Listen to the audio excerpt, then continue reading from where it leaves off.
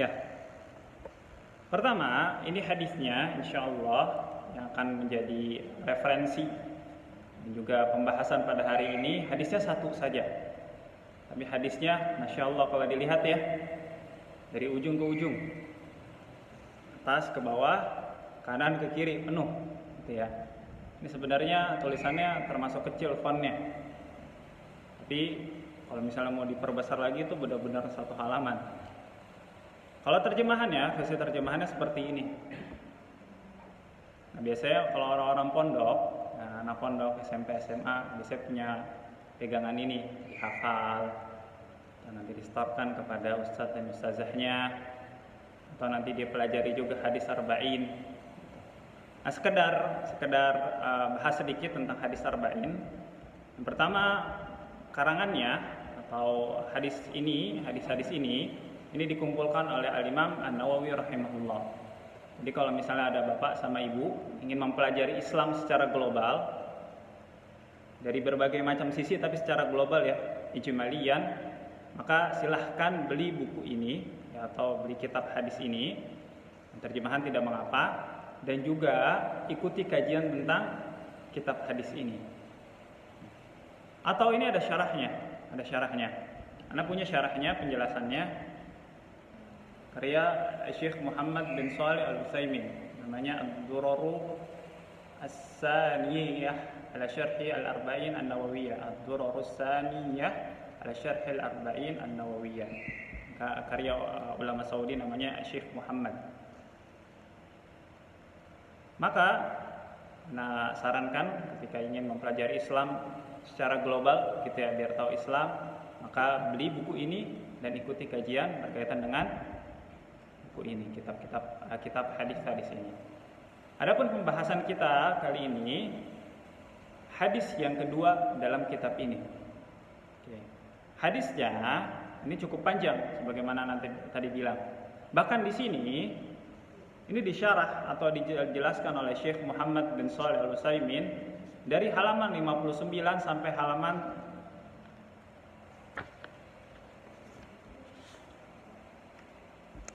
131, bayangkan.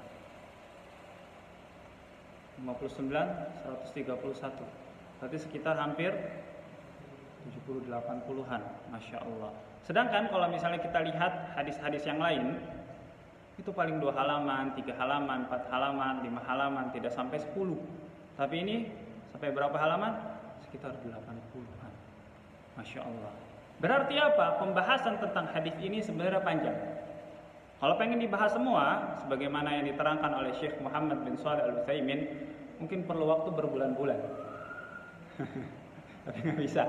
Nah, insya Allah, ringkas untuk hari ini kita bahas 1 jaman, gitu ya, 1 jaman 1 pertemuan. Ya, tapi kalau misalnya mau bahas secara tuntas, gitu ya, itu bisa cari kajian-kajian yang membahas secara tuntas dan fokus kepada kitab hadis ini. Langsung saja kita bacakan hadisnya. Ini hadisnya, nanti ada terjemahan di slide selanjutnya. An Umar radhiyallahu anhu aidan. Dari Umar siapa? Umar bin Al-Khattab. Tahu Umar bin Al-Khattab? Tahu ya? Di Khalifah Ats-Tsaniyah, Al-Khalifah Ats-Tsaniyah ba'da Abu Bakar. Jadi pemimpin kaum muslimin dalam sejarah ya, itu yang kedua setelah Abu Bakar. Dan Umar merupakan sahabat Nabi yang terkenal. Salah satu sifat Umar radhiyallahu an yaitu tegas, pemberani, dan membuat orang yang melihatnya takut. Bahkan syaitan pun takut kepada Umar.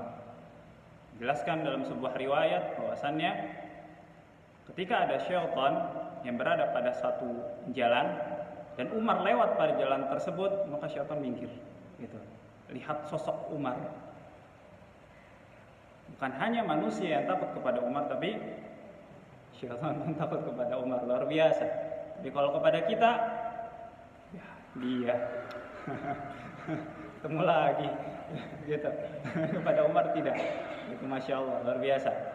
Qala, Dari Umar radhiyallahu an, ia berkata, aidan, maksudnya hadis yang pertama juga diriwayatkan oleh Umar bin Al-Khattab.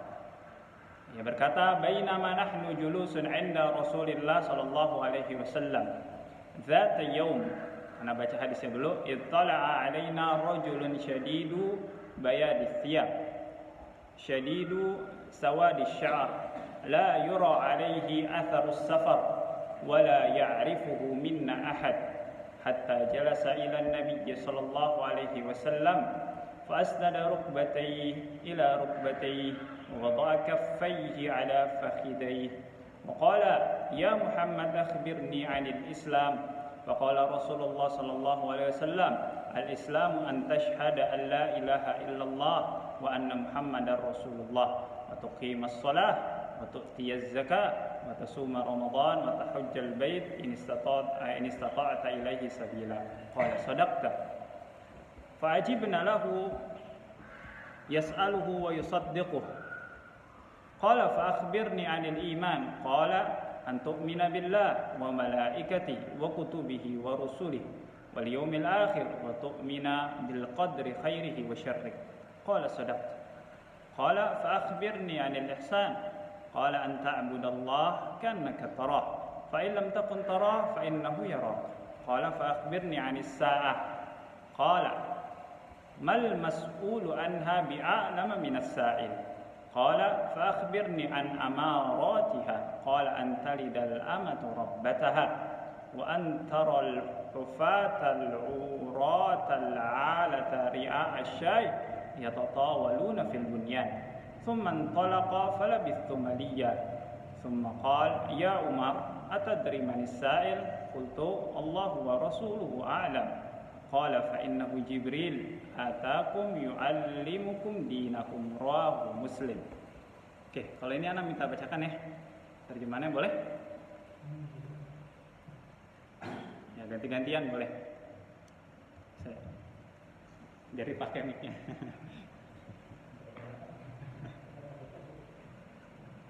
Kelihatan, Pak? Coba diperbesar dulu. Ya.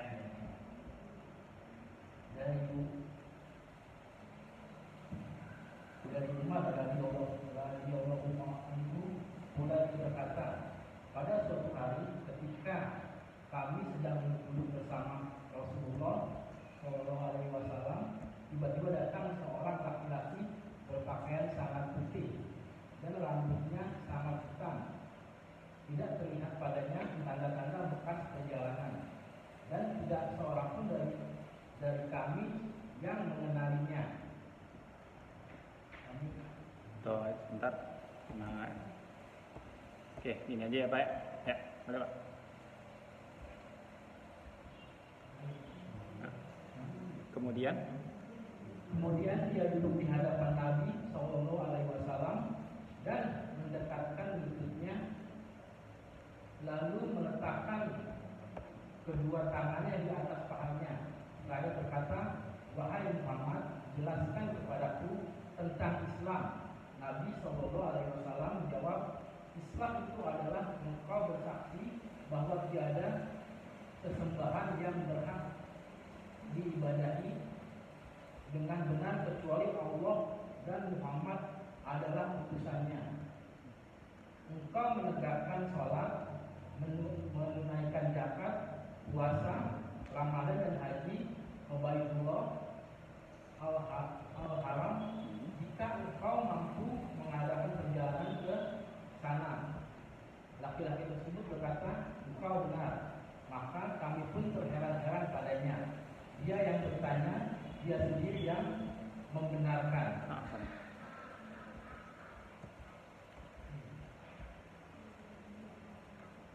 Dan membenarkan jawabannya.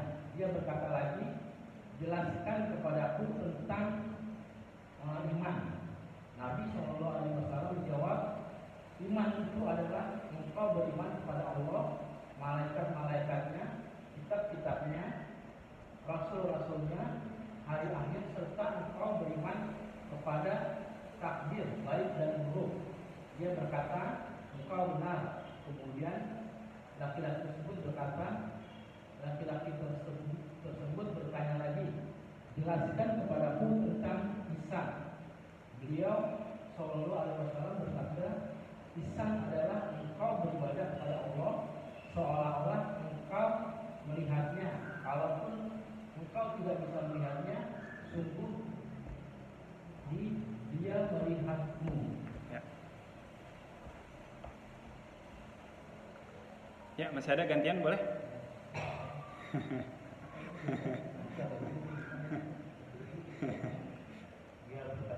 Dia berkata, dia tahu padaku kapan terjadinya kiamat. Nabi Shallallahu Alaihi Wasallam menjawab, tidaklah orang yang ditanya lebih mengetahui dari yang bertanya. Dia berkata, jelaskan padaku tanda-tandanya. Nabi Shallallahu Alaihi Wasallam berkata, jika seorang budak wanita melahirkan tuannya dan jika engkau mendapati beberapa kambing yang tidak beralas kaki dan tidak pakaian saling berlomba dalam meninggikan bangunan. Umar radhiyallahu anhu berkata, kemudian laki-laki itu pergi, aku pun diam sejenak. Maka Rasulullah Sallallahu Alaihi Wasallam bertanya padaku, wahai Umar, tahukah engkau siapa orang tadi? Aku pun menjawab, Allah dan Rasulnya lebih tahu. Nabi Sallallahu Alaihi Wasallam bersabda, dia adalah Jibril yang datang untuk mengajarkan agama kepada kalian. Oke, Masya Allah, barakallahu fiik, syukran. Ini hadisnya panjang ya, alhamdulillah. Ngerti Bapak dan Ibu? Bingung ya? Sama di sini juga bingung para sahabat Nabi SAW. Ketika ada orang asing datang kepada mereka, tapi orang asing ini tidak terlihat dia habis berpergian jauh, artinya bukan dari negeri seberang, gitu ya. Tapi juga nggak kenal, bukan orang sini. Nah, bingung. Maka kita akan jelaskan, insya Allah di sini. Kalau bapak-bapak dan juga ibu-ibu bingung, kita akan dijelaskan, insya Allah. Sebelum kita akan menjelaskan per kalimat, gitu ya, per kalimat. Maka yang tadi kita dengarkan, yang tadi kita baca, hadis tersebut itu mencakup Islam secara keseluruhan, secara global. Kalau kita ingin mempelajari Islam, pasti akan kembalinya kemana? Ke rukun Islam. Rukun Islam ada berapa? Ada berapa rukun Islam? 5.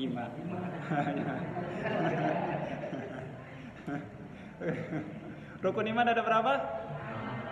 Hah?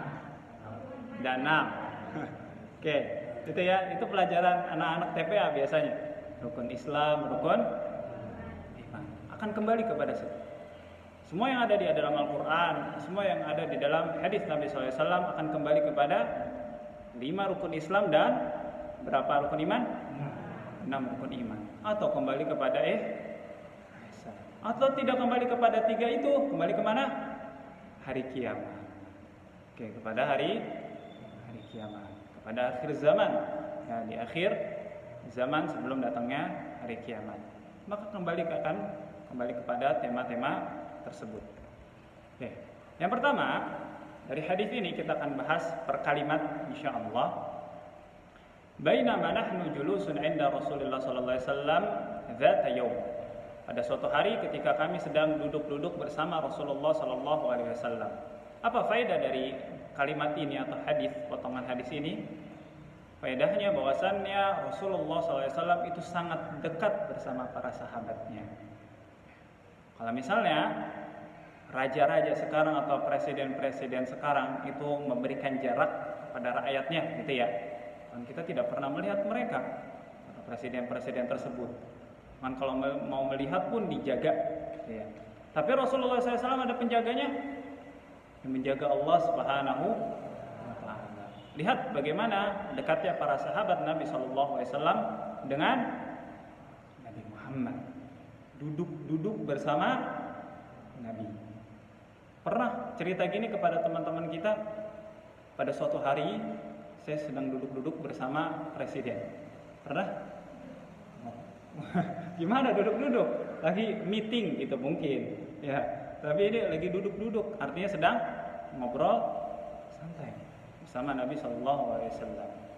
Dan inilah sifat Nabi. Nabi SAW itu kalau kita lihat cerita para sahabat Nabi SAW yang menggambarkan bagaimana diri Nabi SAW, maka akan didapati sifat-sifat yang mereka cintai itu ada dalam diri Nabi. Oke. Disebutkan salah satu sifat Nabi SAW itu Rauf Rahim dalam Al-Quran. Rauf itu baik dan penyayang. Saking baiknya Nabi SAW itu memikirkan umatnya, memikirkan keselamatan para sahabat Nabi SAW di dunia dan di akhirat. Berapa jam? 24 jam. Kok bisa 24 jam? Karena terkadang wahyu itu turun dalam keadaan apa? Tertidur. Oke. Karena mimpinya para nabi adalah wahyu. Bayangkan, tugas Rasul itu bukan tugas seperti kita kerja 8 jam. Tidak. Tapi tugas Rasul itu ketika sudah diutus menjadi Rasulullah, maka bisa jadi dalam mimpinya pun apa? Itu wahyu yang harus disampaikan kepada umatnya. Rahim, penyayang Nabi SAW. Dalam sebuah ayat Allah Subhanahu wa taala berfirman, "Fabima rahmatin minallahi lintalahum." Karena rahmat atau kasih sayang dari Allah Subhanahu wa taala, engkau bisa berlemah lembut kepada mereka, maksudnya para sahabatmu. Walau kunta faddan ghalidhan qalbi lam faddu min hawlik. Andaikan kamu Muhammad keras hatinya, sehingga dengan itu apa efeknya? Dan faddu min hawlik. Maka mereka para sahabat tidak akan betah duduk atau berbicara atau berinteraksi dan bergaul bersama dirimu. Artinya apa? Nabi SAW pribadi yang ramah. Apakah artinya enggak marah? Tidak, marah Nabi SAW jika ada sahabat yang bermaksiat kepada Allah. Tapi dominannya ya dalam hal-hal yang biasa interaksi kita, gitu ya, kehidupan sehari-hari, maka kita akan dapati bahwasannya pribadi Nabi SAW pribadi yang lembut ramah. Oke, sekarang bapak sama ibu pengen punya teman yang ketika bertemu itu langsung senyum, salam, happy bawaannya, habis itu langsung bisa deket gitu ya. Apa teman yang ketika datang cemberut, mukanya datar, ngomongnya tunggu ditanya dulu pengennya mana? Yang pertama tentunya, karena belum datang aja membawa kebahagiaan atau apa? Lo senyum. Gitu ya. Tadi anak habis sholat zuhur disapa sama bapak-bapak jamaah di masjid. Anak biasa senyum gitu ya. Assalamualaikum. Masya Allah, senyum luar biasa, seneng hati jadinya gitu. Oke, kalau ada orang gitu ya, baru kita ketemu misalnya, udah lama gak ketemu, terus senyum, bagaimana? Perasaan di dalam hati? Tertarik, senang gitu ya. Dan ini yang membuat betah para sahabat Nabi SAW bersama Nabi Muhammad SAW. Oke, itu ya. Jadi bahwasannya Nabi SAW dekat dengan para sahabatnya. Oke. Dalam cerita ini tiba-tiba datang seorang laki-laki berpakaian sangat putih, syadidu bayadis thiyab. Oke, ada yang pakaian putih? Oke, kertas ya, kertas Mas. Itu putih banget ini pakaiannya. Oke. Yang kedua apa? Syadidu sawadis sya'r. Dan rambutnya itu hitam. Ya, rambutnya hitam, benar-benar hitam, sangat hitam. Gitu ya, bukan hanya hitam saja, tapi sangat hitam. Oke. Maksudnya apa? Sangat hitam? Hah? Masih muda. Oke, masih muda. Kalau sudah lewat dari masa mudanya berubah jadi apa? Putih. Ya. Oke. Kalau bajunya putih, ya, itu menandakan bahwasannya dia bukan orang jauh yang perlu bersikeras, berjuang untuk ke tempat ini. Kan kalau dulu nggak ada kendaraan seperti sekarang, ada pesawat, ada mobil, sehingga terjaga pakaiannya. Tapi kalau orang dulu berinteraksi sama alam, berinteraksi dengan hujan, berinteraksi dengan panas, berinteraksi dengan angin, berinteraksi dengan gurun pasir, pasti pakaiannya apa? Kotor. Ini sangat putih. Oke, bayangkan. Ya, dari fisiknya masih muda, Habis itu dari pakaiannya itu putih. Ya, bahkan bisa jadi lebih putih dari pakaian para sahabat Nabi sallallahu alaihi wasallam. Yang ketiga apa? La yura alaihi atharus safar. Tidak terlihat padanya tanda-tanda bekas perjalanan. Oke, tanda-tanda bekas perjalanan apa? Pak Bu? Mukanya capek. Iya. Terus mau ngomong kayak lemes gitu kan? Apalagi? Rambutnya biasa acak-acakan. Apalagi? Tanda-tanda pulang dari kantor gimana?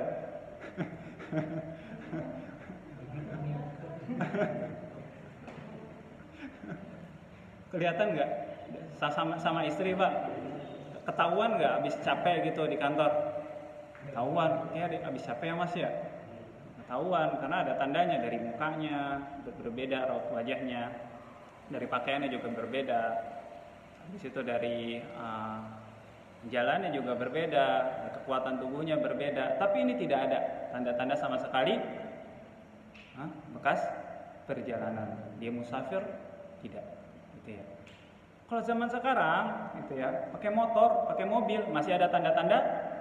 Karena capeknya bukan di jalanan, tapi capeknya di kantor, misalnya di jalan juga capek. Ya.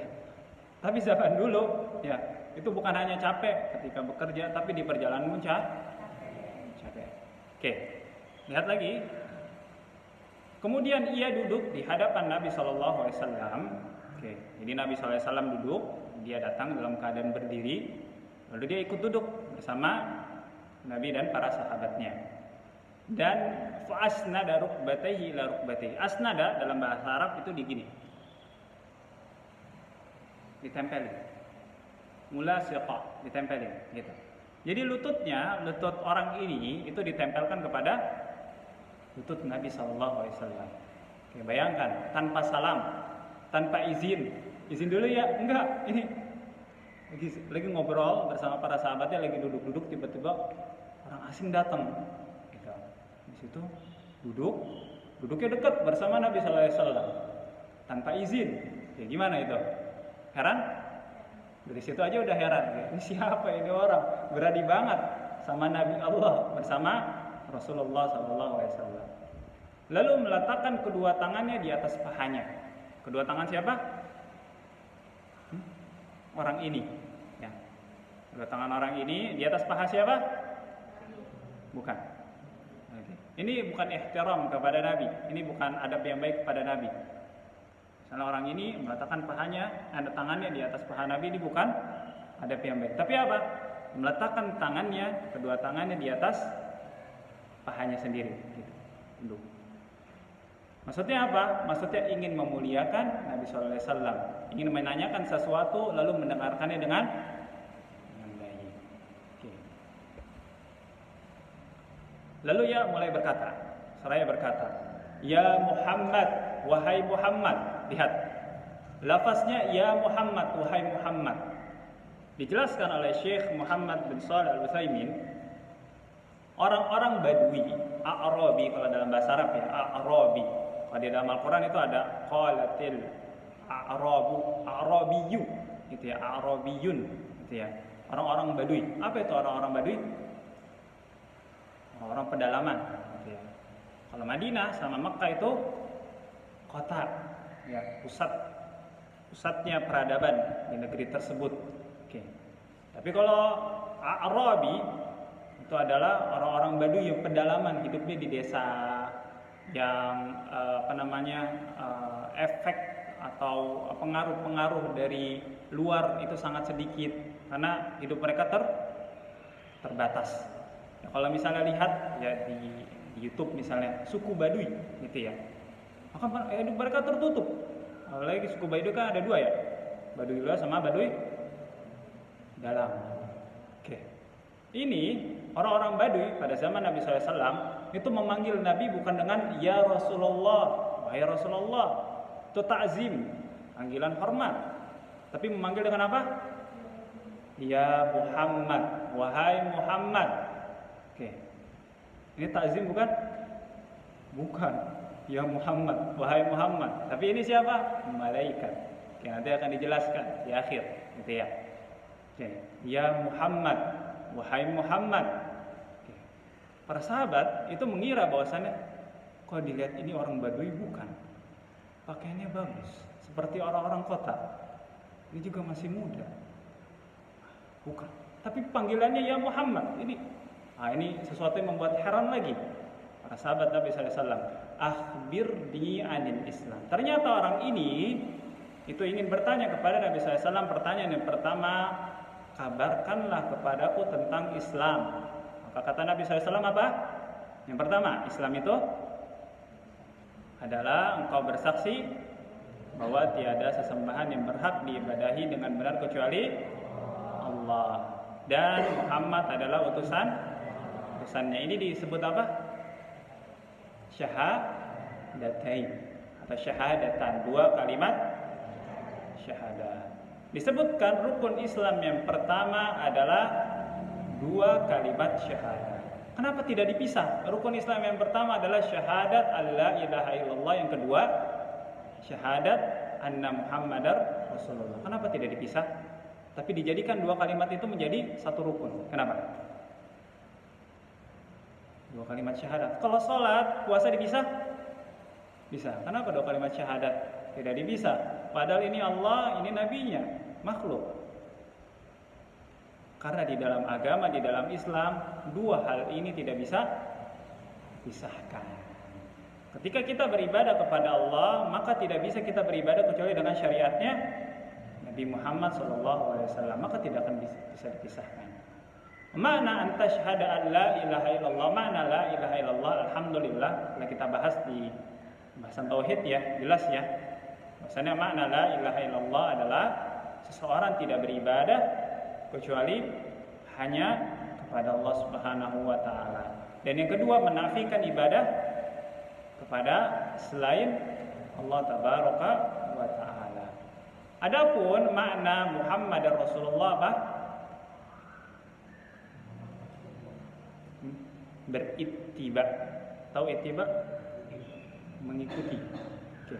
Di dalam sebuah ayat di dalam surat Ali Imran, Allah Subhanahu wa taala berfirman, "Qul," katakanlah Muhammad kepada sahabatmu, "in kuntum tuhibbunallah," jika kamu mencintai Allah Subhanahu wa taala, "fattabi'uni," maka ikutilah aku. Siapa aku ini?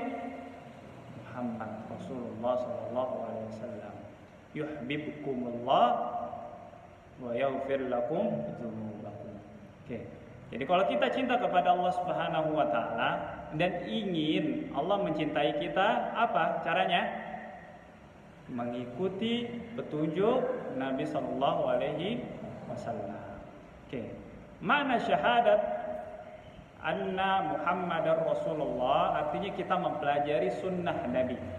Kita membaca hadisnya, kita memahaminya, mengikuti kajian tentangnya, lalu kita mengamalkan apa yang terkandung dalam hadis Nabi sallallahu alaihi wasallam.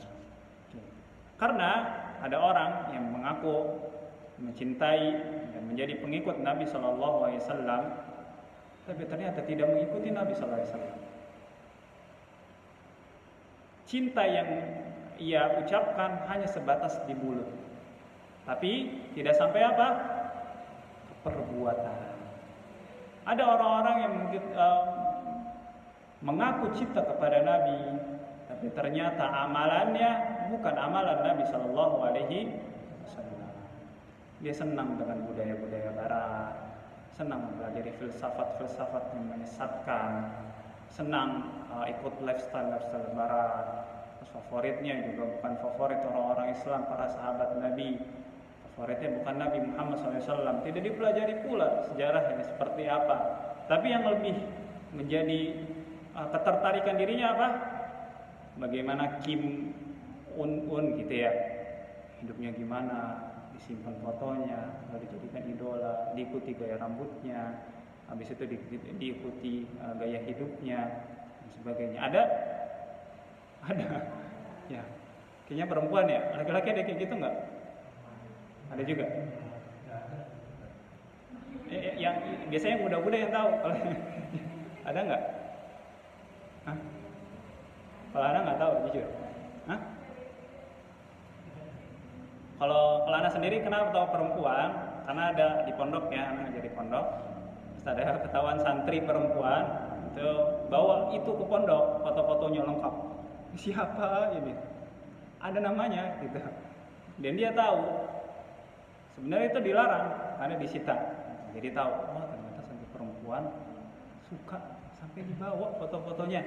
Sampai dicari, mana foto fulan, ayo cari-cari kita hunting gitu ya.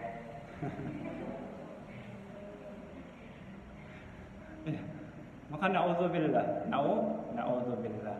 Kita menjadikan Nabi Muhammad SAW adalah sosok yang pertama yang kita cintai, kita pelajari sejarahnya dan kita ikuti petunjuk Nabi SAW di dalam beragama dan juga di dalam kehidupan yang telah diajarkan oleh Nabi SAW. Masuk di dalam agama, ya tata cara ibadah. Masuk dalam kehidupan, contohnya adalah apa? Adab-adab makan, sudah sesuai belum dengan tuntunan Nabi SAW. Adab-adab dalam majelis ilmu, sudah sesuai belum dengan tuntunan Nabi SAW. Adab-adab apa lagi? Interaksi sama suami dan istri, sudah sesuai belum? Gitu. Adab-adab apa lagi? Pada orang tua sudah sesuai belum? Gitu ya. Maka kita sesuaikan dengan petunjuk dari Nabi SAW. Yang kedua, rukun Islam apa? Mendirikan sholat. Maksudnya sholat apa di sini? Sholat wajib dan nafilah. Dijelaskan oleh Syekh Muhammad bin Shalih Al-Utsaimin, as-shalawatul khams wan nafilah. Sholat yang 5 waktu dan nafilah. Kenapa disebut nafilah? Karena sholat wajib kita banyak kurangnya. Yang kurangnya ditutupi dengan apa? Yang sunnah. Ya. Oke. Jelas? Oke. Disebutkan sholat itu kedudukannya setelah 2 kalimat syahadat, menunjukkan bahwasannya sholat itu amalan yang paling penting setelah bersyahadat. Maka ketika ada orang ya, Islam dari lahir tapi nggak pernah sholat, apa hukum Islamnya tersebut? Nggak pernah sholat sama sekali.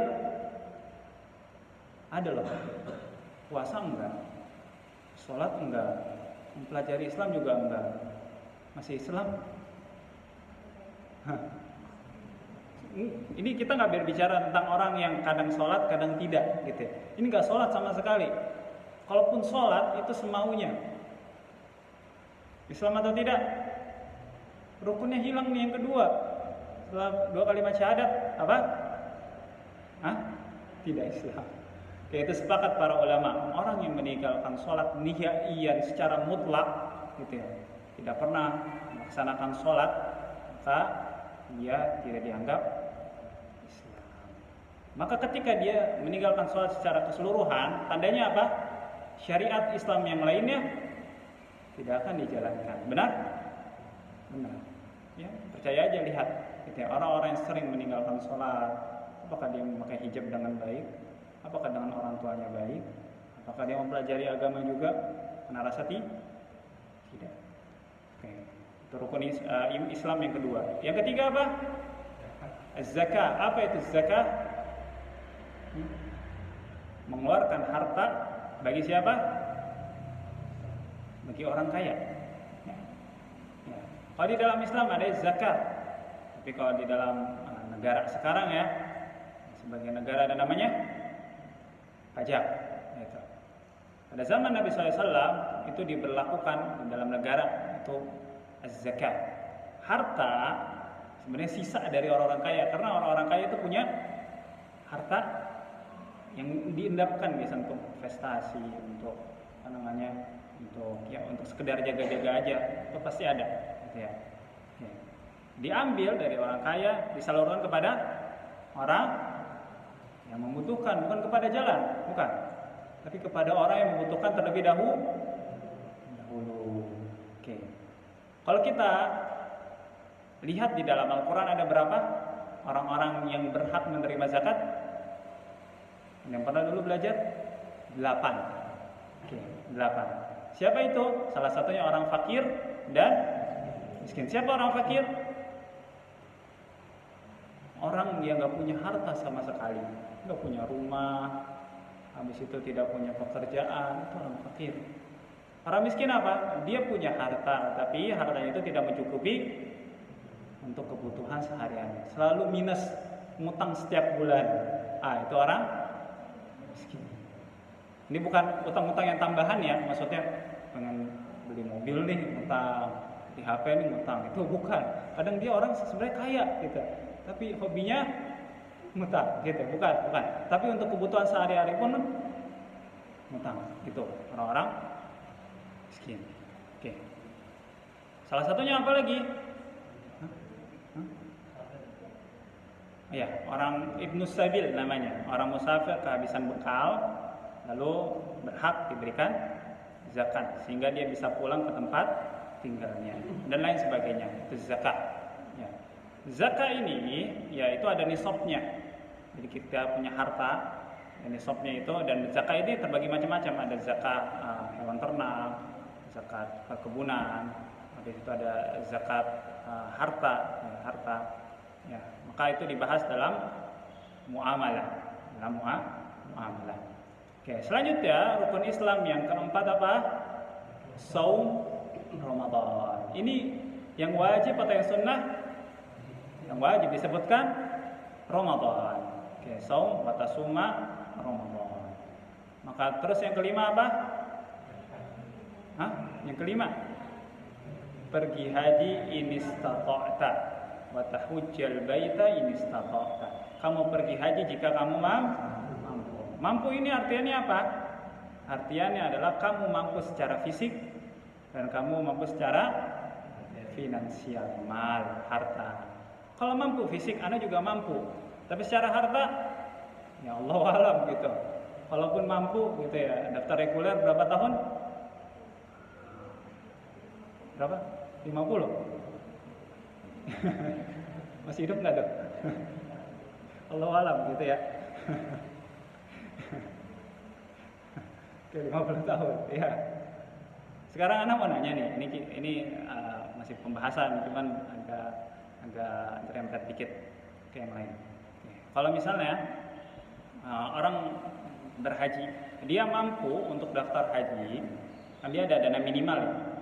Nah, untuk daftar di awal gitu ya, pendaftaran. Sekitar 25 juta atau mungkin dinaikkan lagi berapa gitu ya. Dan sebagian lembaga keuangan itu dia menawarkan untuk pinjaman biar bisa daftar nih, saya pinjamkan kamu, tapi dicicil bayarnya dengan ya nantinya dia dapatkan margin gitu ya, dapat persenan dari keuntungan tersebut. Oke. Disebut mampu atau tidak itu? Dia bisa nyicil nih, dia bisa nyicil. Dia daftar haji itu, dia daftar karena dia mampu atau belum? Belum sebenarnya. Kalau masih ngutang seperti itu belum mampu. Sebenarnya kewajiban haji belum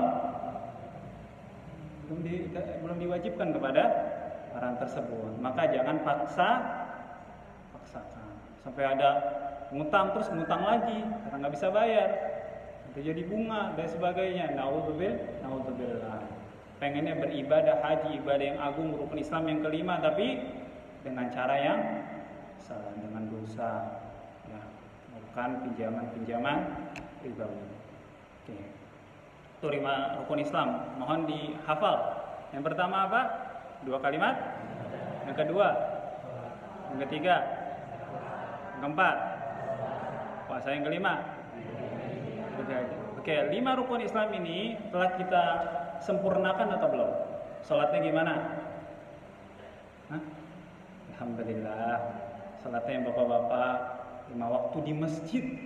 Salat subuh di masjid. Alhamdulillah Ustaz. Oke, alhamdulillah. Oke. Ibu-ibu gimana salatnya? Alhamdulillah. Salat anak-anaknya gimana? Alhamdulillah. Istrinya gimana, Pak? Salatnya, Pak? Aman? Keluarganya alhamdulillah. Suaminya gimana, Bu? Diingatkan tidak? Ya walaupun suaminya kadang marah gitu ya, kamu ingatkan aja, Bu. Pelan-pelan tapi ngomong. Saya takut Ustaz, saya takut dimarahin. Soalnya saya bangunin nanti gentak saya. Iya, tapi nggak apa-apa, tetap harus diingatkan. Sama seperti itu. Ketika suami mengingatkan, ya sholat wajib terutama ya, ini sholat wajib. Lagi sholat subuh tuh. Biasanya orang terlelap dalam tidurnya, tetap harus diingatkan istri. Mau bangun atau tidak, mau marah atau tidak, mau cemberut atau tidak, itu urusan anda, tetap diingatkan. Wa'mur ahlaka bis sholati wastabir. Perintahkanlah keluargamu untuk menegakkan sholat dan sabar dalam memerintahkannya. Oke, zakat, alhamdulillah belum ya? Belum. Oke, puasa Ramadan aman, Pak? Aman. Ibu masih ada utang? Hah? Jangan lupa Bu, dicatat ya. Ya kalau kita punya hutang aja Bu, hutang duit dicatat gak? Dicatat. Oke. Jangan sampai nyatatnya malaikat. Nanti ditagih pada hari kiamat, kamu utang puasa ini masih ada sisa. Gitu. Tapi kita catat. Misalnya pada bulan Ramadan kali ini ada haid, ya mungkin seminggu dicatat di hari. Kan alhamdulillah yang wasilah untuk mencatat ada di HP, bisa reminder tuh, kalender. Pengennya mungkin 3 bulan di Google Kalender kan bisa. Itu ya. Jadi harus dicatat. Pergi haji gimana? Alhamdulillah udah daftar, tapi tunggu puluhan tahun lagi. Ya semoga Allah mampukan kita pergi haji. Kalaupun tidak mampu gitu ya, ada yang memampukan dengan izin Allah. Kalaupun tidak ada yang memampukan, dipanggil oleh negara Saudi langsung. Kalaupun tidak dipanggil, maka tiba-tiba ada panggilan haji dari siapa nggak tahu. Amin. Oke, semoga ya. Kita lanjut. Qala shadaqta. Laki-laki itu berkata, engkau benar. Dia nanya, aneh kan? Kami terheran-heran. Dia nanya, tapi dia sendiri yang membenarkan. Oke, Mas, kamar mandi di mana, Mas? Kamu benar. Kurang kayak gitu. Ini orang baru datang, nanya kepada orang yang tahu gitu ya. Kamu benar. Kan biasanya ketika ada orang yang di tempatnya orang yang tahu ya, misalnya orang yang datang gitu ya. Kamu habis dari mana? Habis dari ini. Biasanya orang yang mengucapkan benar adalah orang yang tahu. Tapi ini orang yang bertanya mengucapkan benar. Berarti bertanya bukan karena tidak. Oke, kita akan bahas lagi. Yang kedua, fa'akhbirni 'anil iman. Jelaskan kepadaku tentang iman. Maka Nabi SAW menjawab, iman itu ada 6. Yang pertama, iman kepada Allah, malaikat-malaikatnya, kitab-kitabnya, rasul-rasulnya, hari akhir. Yang keenam, qada dan qadar. Qada dan qadar itu ada berapa? Ada 2. Qadar yang baik dan yang buruk. Oke. Maka orang ini berkata, engkau benar. Engkau benar. Kalau tadi membahas tentang Islam, apa itu Islam? Amalan zahir seperti sholat terlihat. Seperti misalnya duduk di sini di majelis ilmu. Ini ibadah. Ibadah zahir tidak? Zahir terlihat. Ya, ada mas di sini, ada bapak di sini, ini sesuatu yang terlihat. Tapi apa itu iman? Ini amalan batin, amalan yang ada pada hati kita, berupa keyakinan, penetapan, dan juga pembenaran. Maka apa yang harus diyakini oleh hati kita, yang harus diimani oleh hati kita, yang pertama harus beriman kepada Allah. Kalau beriman kepada Allah, pembahasannya ada di dalam tauhid. Kita akan bahas insyaallah di pertemuan selanjutnya. Kalau kita membahas antu'mina billah saja selama hidup kita, maka tidak akan pernah habis. Karena berkaitan dengan Allah itu sangat banyak penjelasannya, sangat luas ilmunya. Bagaimana tidak? Allah yang menciptakan kita. Kita membahas tentang Allah tidak akan sanggup ya umur kita dan kekuatan kita untuk membahasnya. Adapun malaikat, siapa itu malaikat?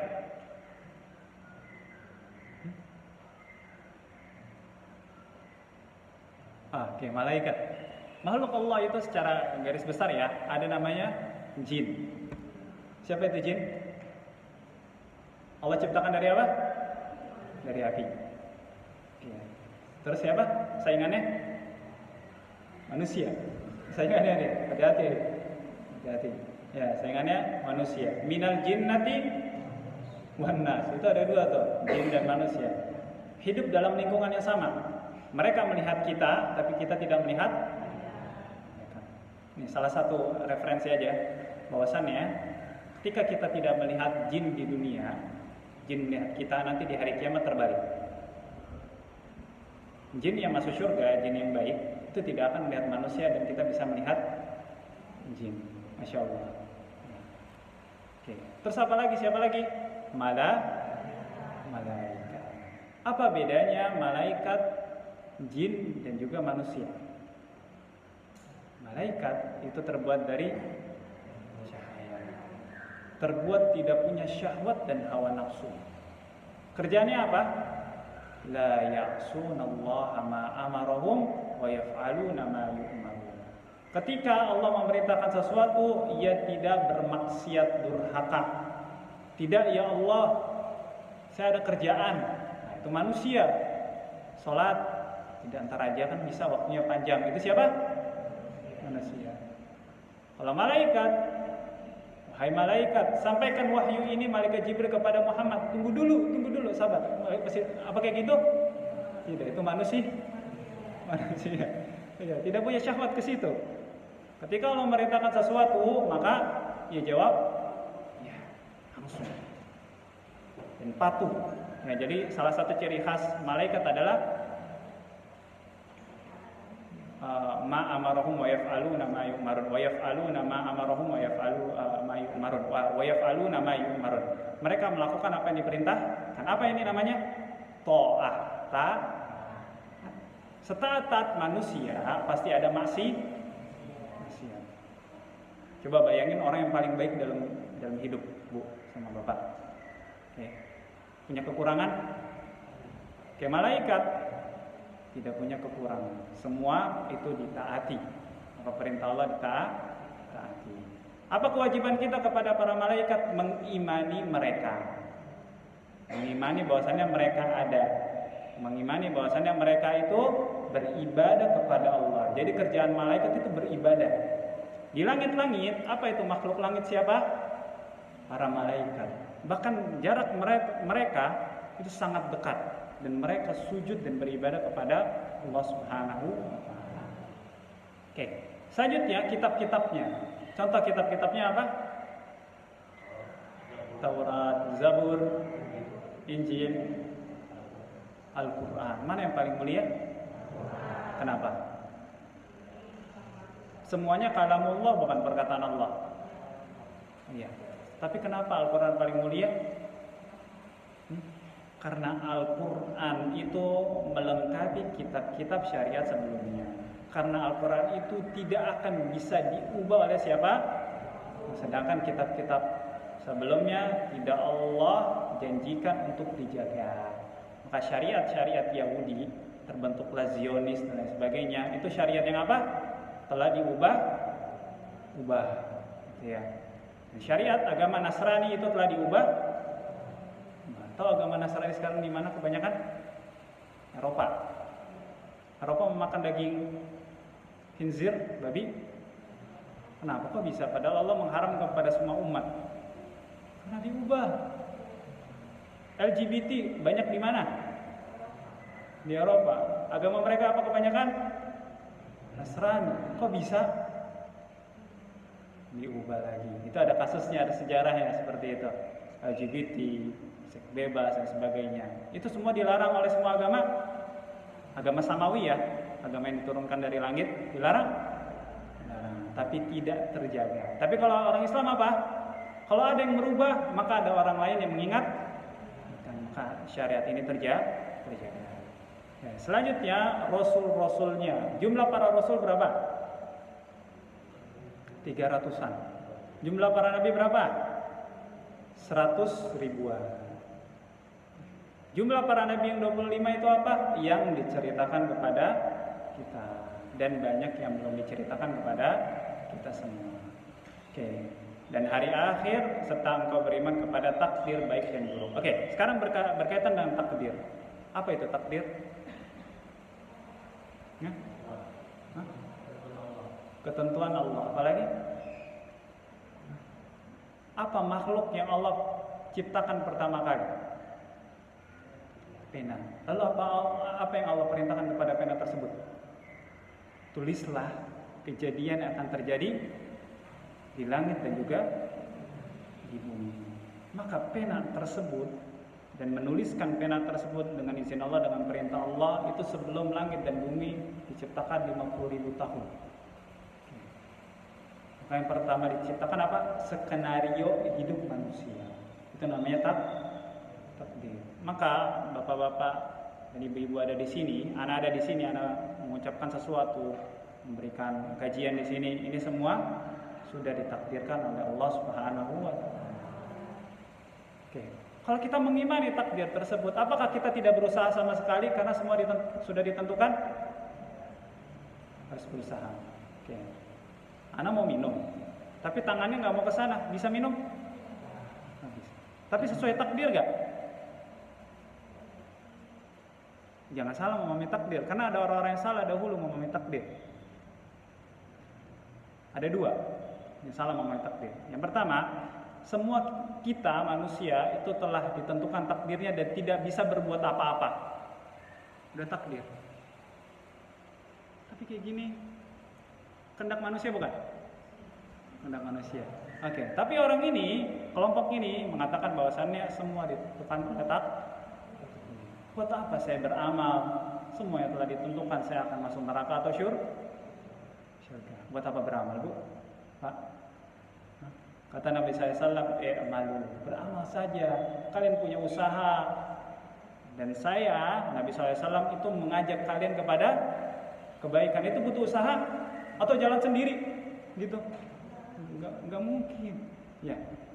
Salah satu takdir Allah Subhanahu wa taala mengutus para rasul. Kalau Allah telah mencatat semua ini dan semua ini terpaksa, Allah tidak butuh rasul. Kenapa? Karena semuanya tinggal ikutin aja, jalan kayak robot. Apakah gitu? Tidak. Ya, manusia diutus para rasul, ada penentang rasul, ada yang mengikuti rasul, itu semua kehendak manusia. Tapi kaidahnya gini. Kaidahnya adalah wa ma tasya'una illa ayyasha Allahu rabbul alamin. Tidaklah kamu berkehendak kecuali atas kehendak Allah. Jadi kehendak manusia itu terikat dengan kehendak siapa? Allah Subhanahu wa taala. Dan jangan berlarut-larut memikirkan takdir. Ada yang tahu kita masuk surga? Yakin? Pak, masuk surga? Nggak tahu. Kecuali pada zaman Nabi SAW dikabarkan ada nanti seorang dari umatku namanya siapa? Hah? Nama siapa? Tio. Namanya Tio, ismuhu Tio. Saya dukhulunal jannah, saya dukhulul jannah, maka dia akan masuk surga. Ternyata ada di sini, gitu. Ya itu telah dikabarkan oleh Nabi SAW. Tapi apakah dikabarkan? Siapa yang menjamin? Tidak ada. Maka tugas kita apa? Beramal. Ya, jangan. Pernah suatu ketika ada teman gitu ya. Teman ini ya pondok juga, di pondok gitu, belajar agama juga. Tapi dia merasa dirinya itu banyak kekurangan, masih mengikuti syahwat, masih pacaran dan sebagainya. Sampai berkata kepada saya, apakah Allah menakdirkan atau berkenan buruk terhadap saya sehingga saya mati di neraka? Buat apa saya beramal? Gitu. Karena syaitan datang dalam wajah seperti itu, dalam casing seperti itu. Padahal dia berbuat buruk dengan kesadaran penuh tidak. Jangan bilang ini karena Allah. Jangan bilang gitu. Tapi ketika mendapatkan nikmat ini karena usahaku. Tapi mendapatkan musibah karena Allah. Nauzubillah. Tidak. Ya, tidak boleh kita menyalahkan takdir. Apa fungsi takdir itu? Supaya kita mendapatkan nikmat, tidak berbangga diri. Seakan-akan hidup kita ratusan tahun, ribuan tahun dan kekal. Sebagaimana orang-orang Yahudi, ya. Dan juga ketika kita mendapatkan musibah apa? Tidak terlalu ambil pusing, semua ditakdirkan. Qaddarallah wa ma syafa'al. Itu petunjuk dari Nabi ketika mendapatkan musibah apa? Qaddarallah wa ma syafa'al, berkata itu. Semua telah ditakdirkan oleh Allah dan apa yang menimpanya pasti akan terjadi. Alhamdulillah. Bapak Ana gitu ya, kehilangan mobil sekitar 3 minggu yang lalu. Alhamdulillah ala kulli hal. Karena Nabi SAW ketika mendapatkan musibah berkata apa? Alhamdulillah juga ala kulli hal. Bukan sontoloyo. Bukan gitu. Itu bukan ucapan yang baik. Kalau mendapatkan nikmat, alhamdulillahilladzi bi ni'matihi tatimmu shalah. Ketika mendapatkan musibah, alhamdulillah juga. Alhamdulillah ala kulli, segala puji bagi Allah atas segala keadaan, baik ataupun buruk. Oke. Karena Anda tahu bagaimana Bapak Ana gitu ya. Ketika mendapatkan musibah, pasti sandarnya kepada siapa? Ya, Allah yang akan ganti. Ini semua telah ditakdirkan oleh Allah Subhanahu wa taala. Sehingga move on-nya cepat.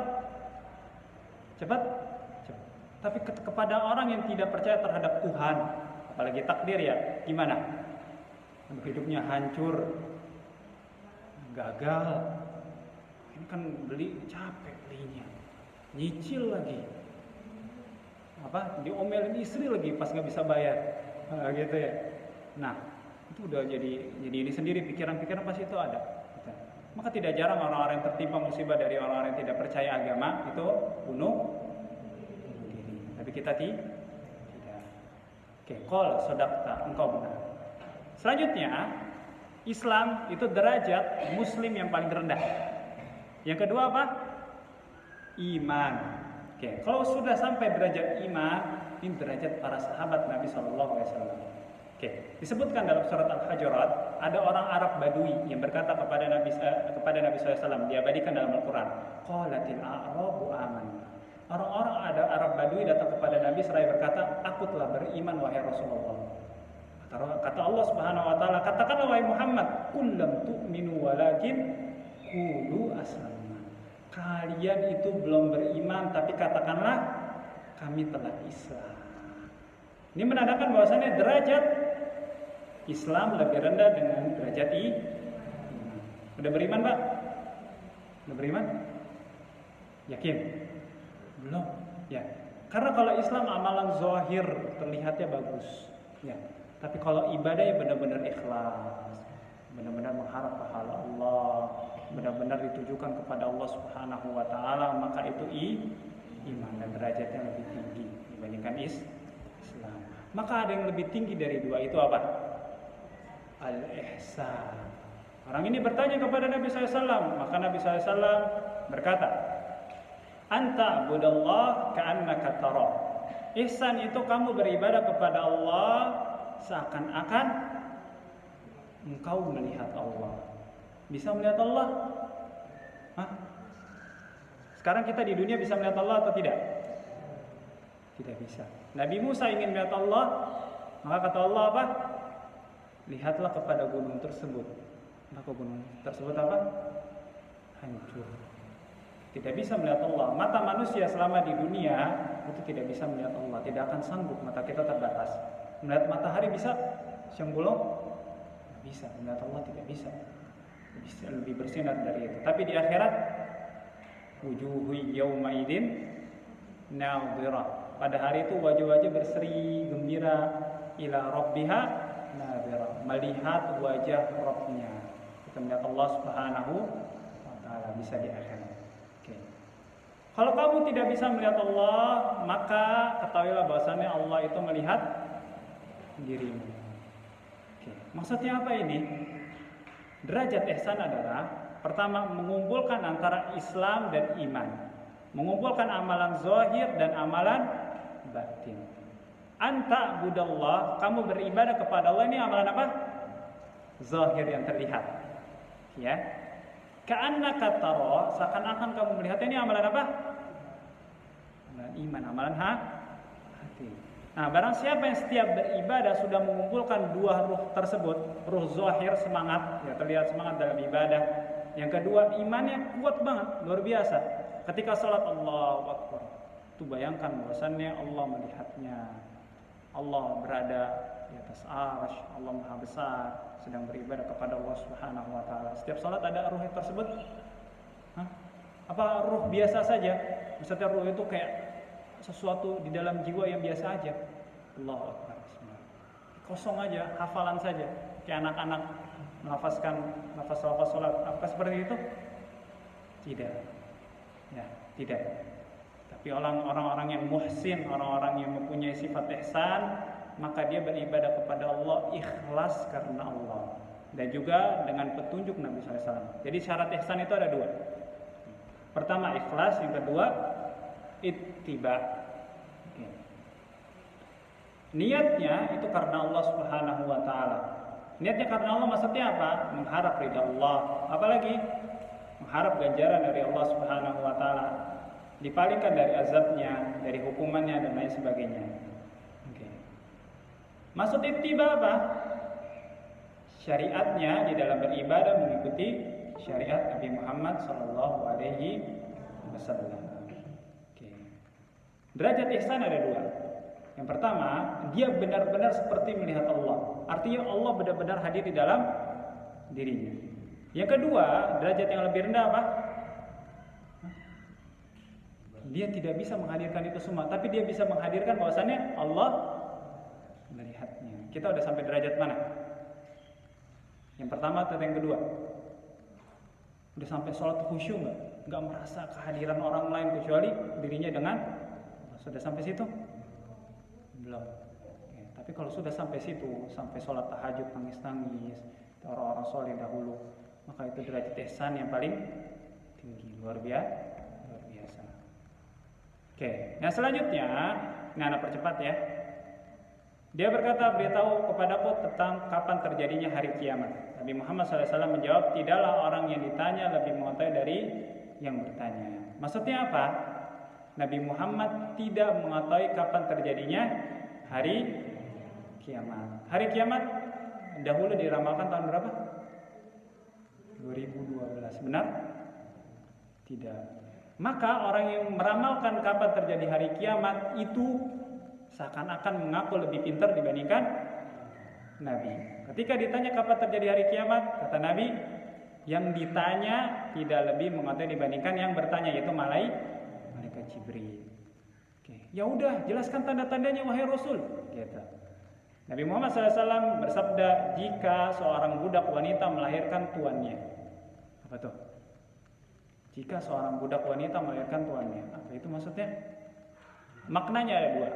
Yang pertama adalah nanti pada akhir zaman, saking banyaknya perbudakan, gitu ya, seorang tuan yang memiliki budak, maka dia akan berhubungan dengan budaknya. Karena di dalam syariat itu dibolehkan. Zaman perbudakan ya, bukan zaman sekarang, bukan ART, beda.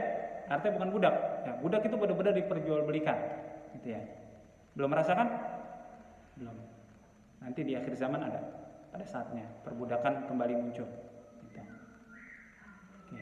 Diperjualbelikan.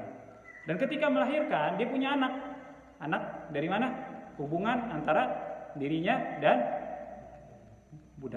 budaknya, majikan dan budaknya. Maka anaknya ini merdeka, sedangkan orang tuanya, ibunya budak. Nah, ini tanda-tanda hari kiamat. Akan muncul seperti itu. Anaknya itu seorang yang merdeka, tidak diperjualbelikan, bukan budak, tapi orang tuanya budak.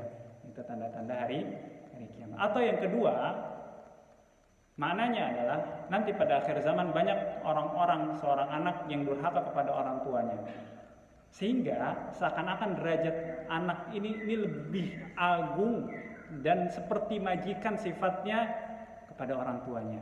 Artinya orang tua jadi budak dan anaknya jadi majikan.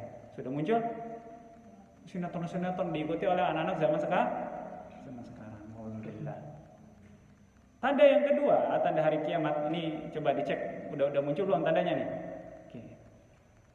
Jika engkau mendapati penggembala kambing yang tidak beralas kaki, maksudnya nyeker, dan tidak berpakaian saling berlomba-lomba meninggikan bangunan.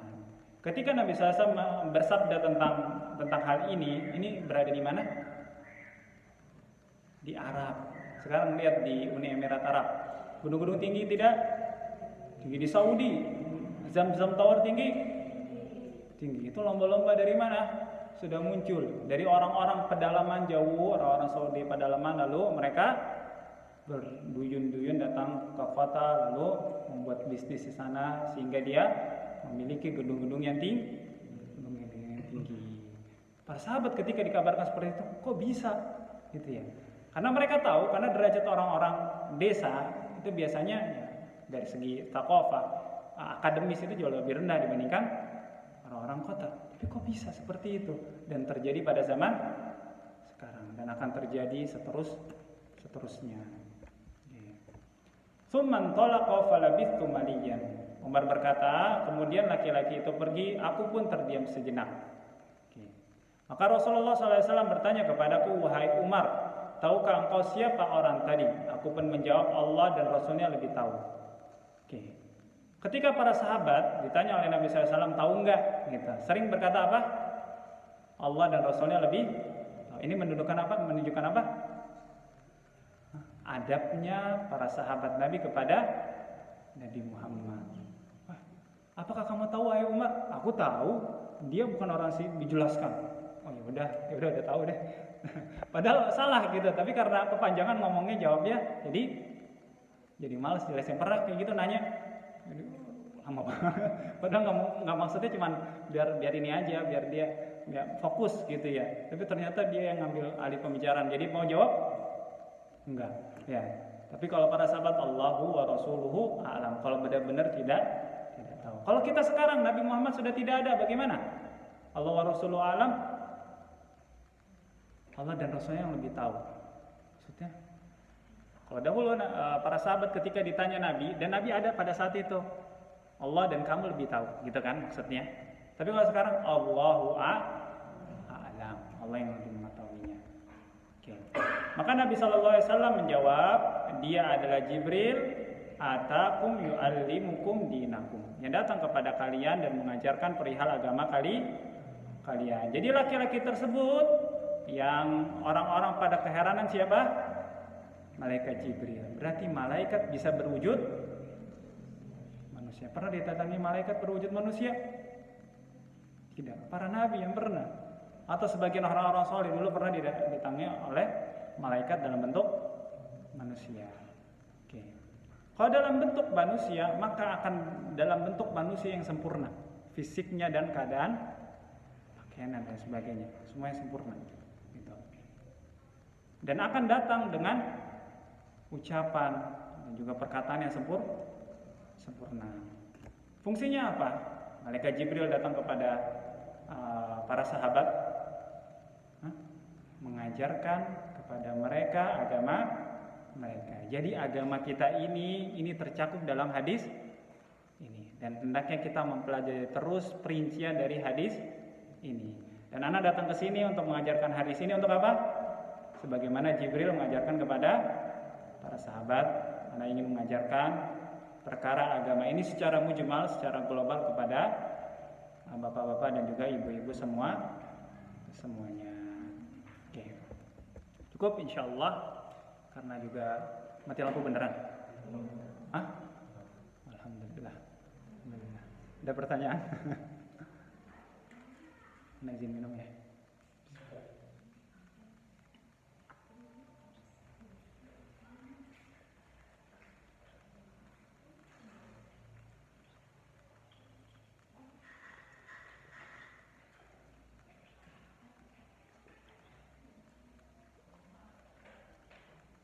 Ada pertanyaan? Oh tidak, nah tutup terakhir. Sekarang kejadian saudara-saudara kita di Palestina berperang dengan siapa? Zionis Yahudi. Yahudi ada di Palestina, gitu ya. Itu tanda-tanda apa? Kenapa tanda-tanda hari kiamat?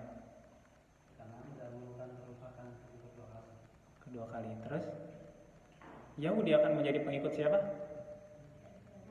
Dajjal. Dajjal akan dibunuh di mana? Baitul Maqdis. Baitul Maqdis di mana? Palestina. Pengikut Dajjal paling banyak dari apa? Orang-orang Yahudi. Dan orang-orang Yahudi akan dibunuh ya ketika Nabi Isa menjadi pemimpin di mana? Di Palestina. Maka yang terjadi sekarang itu tanda-tanda kiamat. Itu Israel ya. Itu negara maju. Jangan sangka itu gedung-gedungnya tinggi, teknologinya luar biasa, pendidikan mereka bagus. Tapi mereka apa? Kadzdzab. Sifat Dajjal apa? Pendusta. Ya, penakut, tapi mencitrakan diri mereka menjadi orang yang hebat. Maka kita doakan kepada saudara-saudara kita, semoga Allah segera datangkan kemenangan bagi mereka dan Allah segera memerangi orang-orang Yahudi sehingga mereka musnah. Tapi Ustaz, nanti kan hari kiamat, belum siap Ustaz. Ini Yahudi. Kalau zaman Umar bin Khattab itu Palestina dikuasai siapa? Nasrani. Sekarang siapa? Yahudi. Hati-hati nih. Hah? Ya bukan selalu seperti itu ya. Selama belum muncul Dajjal, tapi Yahudi misalnya kalah gitu ya, maka belum menjadi tanda-tanda kiamatnya selanjutnya. Tapi kalau udah dipimpin oleh Dajjal, maka kita dipimpin oleh Nabi Isa. Dan cerita terakhir itu ketika Dajjal meninggal, Nabi Isa samperin Dajjal, dan Dajjal itu ketika itu ada di Baitul Maqdis. Ketika melihat Nabi Isa, Dajjal itu melari seperti garam, dibunuh oleh Dajjal. Oke, semoga kita semua dihindarkan dari fitnah Dajjal. Paling tidak dihindarkan dari fitnah kebohongan Israel. Ya. Subhanakallahumma wa bihamdika asyhadu an la ilaha illa anta astaghfiruka wa atubu ilaik. Assalamualaikum warahmatullahi wabarakatuh.